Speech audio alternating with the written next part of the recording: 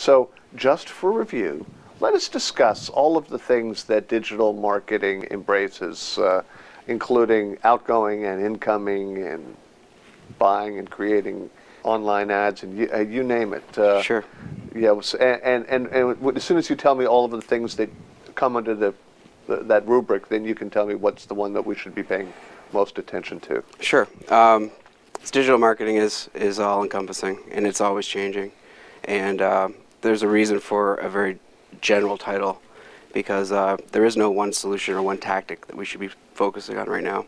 We should be really focusing on understanding the consumer and our clients and how to best bring those two together in this new digital space. And not only just in the digital space, but an integrated space that includes offline media. I mean, even going to billboards or television. There's been a lot of question and conversation about digital versus traditional. And being involved in digital marketing for over a decade now, I had to be an advocate for digital marketing, and I always presented the case for it and defended it. But today I believe that it's important to understand digital's role in the marketing mix. Quick follow-up question. What is digital's role in the marketing mix? Digital is it's best used as a pull medium. It's a way to allow consumers to choose to engage your brand, where they raise their hand and say that they're interested, as opposed to outdoor or TV, where it is a push and interruptive approach. But those have their value too in creating awareness. There are a lot of attempts and movement to try and understand attribution and the relationship between the different mediums. And I believe that as... You mean what makes one finally go to a purchase? Sure. How many times does someone see a TV ad and then finally do a search on Google? And once people do that search, how many actually click through to that site and convert or engage in the way that the agency or the marketer was hoping to? I'm shocked and I'm ashamed with you, John, because everything I also tricked you and trapped you, because everything you've said till now has been all about your engagements with consumers. Correct. Revolving in one way or another about the brand and the transaction. But you didn't say a thing yet about leaving all those transactions out of it and just trying to find out what's going on in this great world of ours, all of which you can discover by listening carefully online. Sure. You didn't mention that. Well, that's a part of it. Amazing thing about digital is that everything is documented, and people are using it as a platform to share their thoughts with each other and just the world.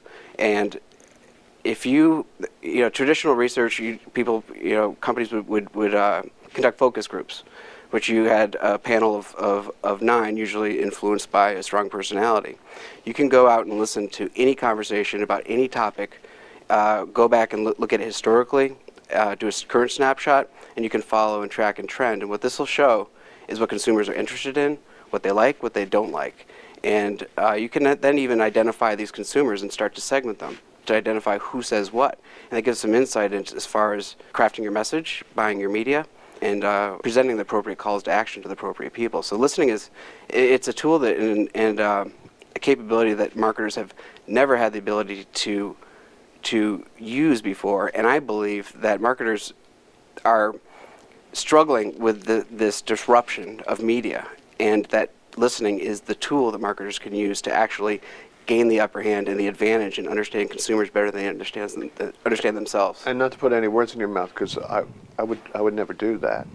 But it seems to me that to the extent that social becomes more and more paramount in digital marketing, that it's impossible to accomplish any of your goals without listening to the people who you were trying to engage with your brand. You're guaranteed to fail. Social sphere. You're guaranteed to fail. And it's a tool that is readily available to anybody, and that marketers fail to understand and acknowledge and really value and use as a tool. And it starts on the client side for the research department to understand that this research is available, and many times it's free. All right, that's swell, but I got to say I'm just absolutely ashamed of you. Ashamed, and here's why. I know something about your history, and you just described for me all the different ways that marketers can kind of go out and find and discuss stuff with potential customers, but you didn't talk about the whole other aspect of digital space, as you would call it, and that's the ability to pay attention to the conversation that's going on without you. Listening. I call it listenomics. I don't know what you call it, but this is one of those areas where you have had in your career a moment of clarity. So tell me one of those moments of clarity, and then I want to ask you about a couple others before I boot you out of my lounge. Sure.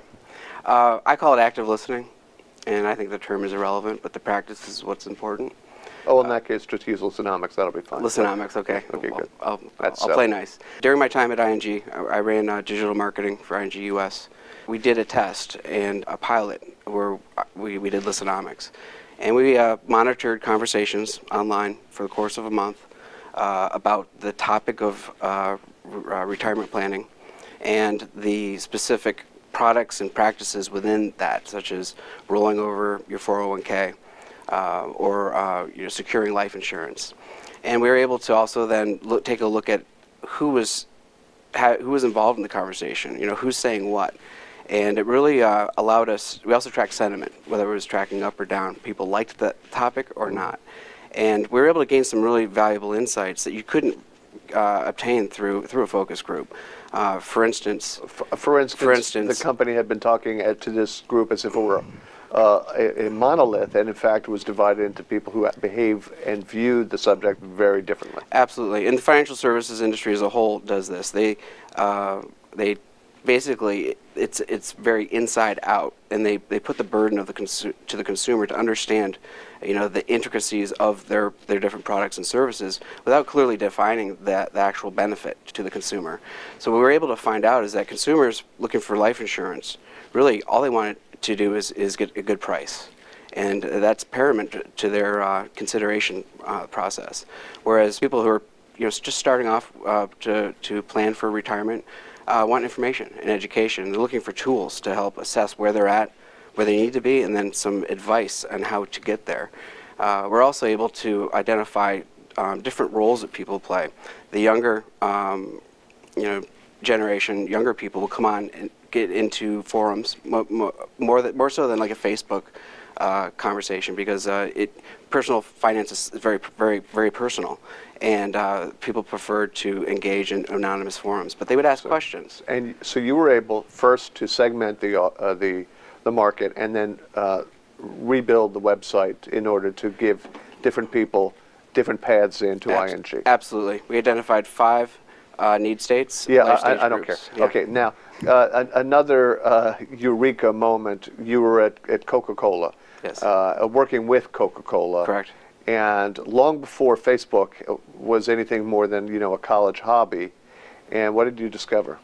Well, we launched Coca-Cola's first website for their NCAA championship sponsorship, and the approach. So this is back in 2002, and the approach was that we were going to identify and allow consumers to group together in what we call were tribes. It was essentially the tournament would determine who the best team was.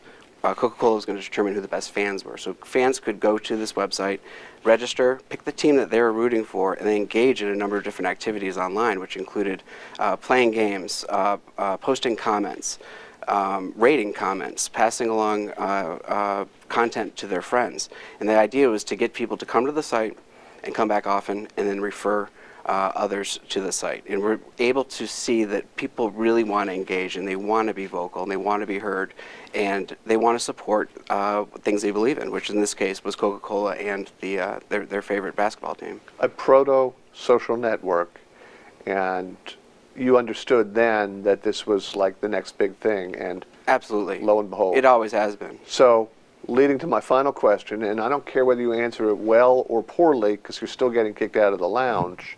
What is the next big thing? What's your last eureka moment, and what does it tell us? What can you tell us about the digital future? Yeah, I think it's going to be the personal web. I think that it's going to be people pulling the web together in their own, basically aggregating all the content and experiences on the web into their own personal lens. And I think the marketers that understand that and can allow the greater personalization on an ongoing basis are going to be the ones that win. Like that app on the iPad, Flipboard. Flipboard, yes. Thank you, person who theoretically doesn't exist for the purposes of the lounge. Flipboard might be.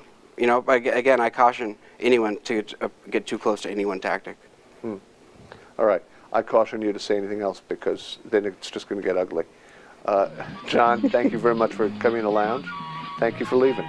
You too. This is Bob Garfield. You've been in the lounge. Now please go away.